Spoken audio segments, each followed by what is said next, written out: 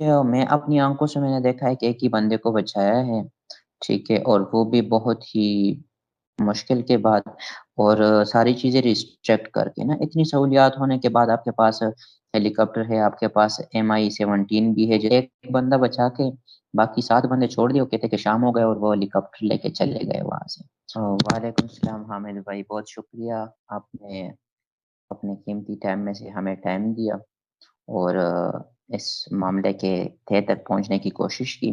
मैं आपको बताऊँगा क्योंकि मैंने तकरीबन सारा जो वाक़या था वो अपनी आँखों से देखा है अभी तक का और सारी चीज़ें मैं आपको बता दूँगा। सबसे तो पहले मैं आपको एक छोटी-सी चीज़ बता देता हूँ ना कि जो ये वाक़या कैसे पेश आया, किस टाइम हुआ और इसका वो बैकग्राउंड क्या है ना, ये जो चेयर लिफ्ट वग़ैरह है ना, कि इस तरह सीन है ना कि लाइक ये यहाँ पे बैकवर्ड इलाका है, यहाँ पे ना तो किसी गवर्नमेंट ने ना कोई पुल बनाए हैं, ना कोई रोड है, कुछ और है।